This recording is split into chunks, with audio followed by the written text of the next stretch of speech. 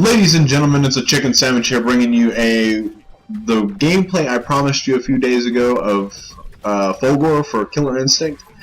I have to say he's a pretty high difficulty character to play. He obviously, you see, if you've played Killer Instinct, you see that he does not have a shadow meter, and most people who will watch this video have played him or know a little bit about him. He doesn't have a shadow meter. He has what I call a nuke gauge because he has a little nuke symbol, and you have to build it up. There's a few ways to build it up. You use his combo trait, which people call triple doubles or whatever. It's basically it's like an auto double, but it's like a triple instead. But the way to do this is whenever you go into your auto double, you hold the button a little bit longer and you hit for a third time, and you'll get 1 bar of the nuke gauge. And then there's also his back, his Hatsumaki Seppuken, his back quarter circle back kick move. It'll allow a charge. Light is 1 pip. Medium is 2 pips, and then heavy, you can hold it until you fully charged. And then whenever it's fully charged, he gains a movement speed buff, which allows him to go a little bit faster. His dash is a little bit longer, and it is 10 bars total. And when you use a shadow move, you deplete 4 bars.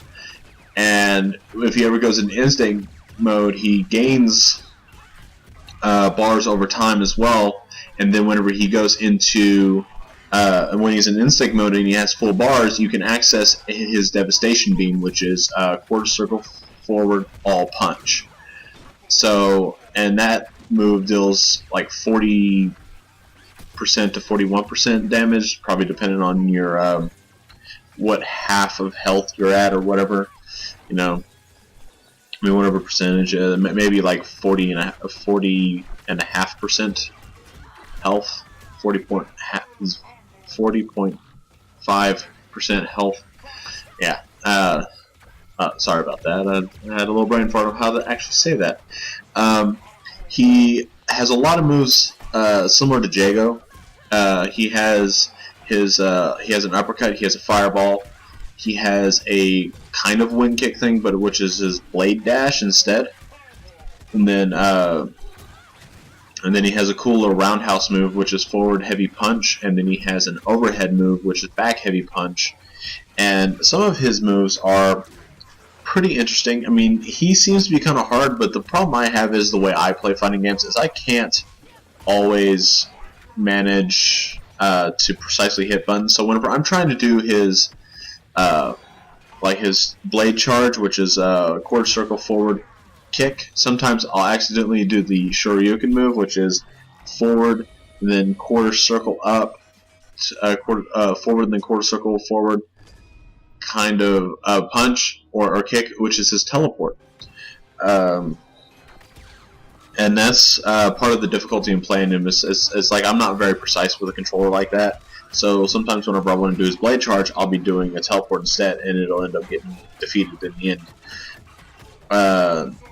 And then, like, well, I want to talk about the character design. I really like the character design. He definitely fits into this Killer Instinct, whereas, like, a lot of the characters have been remade, redesigned. Probably one of the most dramatic redesigns was Thunder and Saberwolf, because well, and Orchid. Orchid looks a lot different than she did. I mean, the style of her clothes, and they obviously brought her into the 21st century whenever they redesigned her. They brought a lot of them into a redesign too. Thunder no longer has his spiking mohawk, but he has the headdress going back, you know. And then Saberwolf and Killer Instinct 2 had robotic arms because of his experiments of trying to become human again. Allegedly in the storyline. But Fulgore, he definitely looks like he has been transposed into the 21st century as well. He has some designs I think were kind of designed by, like inspired kind of by like Iron Man. because like the film version of Iron Man of Robert Downey Jr. Has all the little flaps and stuff like that on the Iron Man suit, and that's kind of what I see here. And I think whenever Fulgore was originally designed, he was designed after the Terminator and the Predator and everything like that. And I think they kind of took a Iron Man kind of approach to the design of the suit and everything like that. And he still has his blades and whatnot. And he's a functioning character. He's a really good character. Like, so far, I haven't seen anything that, like, out of this game that has been broken or underused or weak or anything like that. It's a fairly balanced game. Everybody's got their own strengths and weaknesses. Fulgore is a kind of rushdown character with a little bit of keep away game, and he's also very anti-air as well. If you know how to play him right, he is probably the best to use against Sadir or Glacius, because Glacius has a good keep away game, and Fulgore can close in gaps pretty well with his blade charge. And his anti-air, which is his quarter circle back punch, is his laser beams. Low is and he shoots the ground. Medium, he shoots straight forward to a certain distance, which is also an opener for combos. And his heavy is a anti-air beam, which he shoots up into the sky, kind of. Not all directly into there, but it's all up, so if somebody jumps at you, you can use it.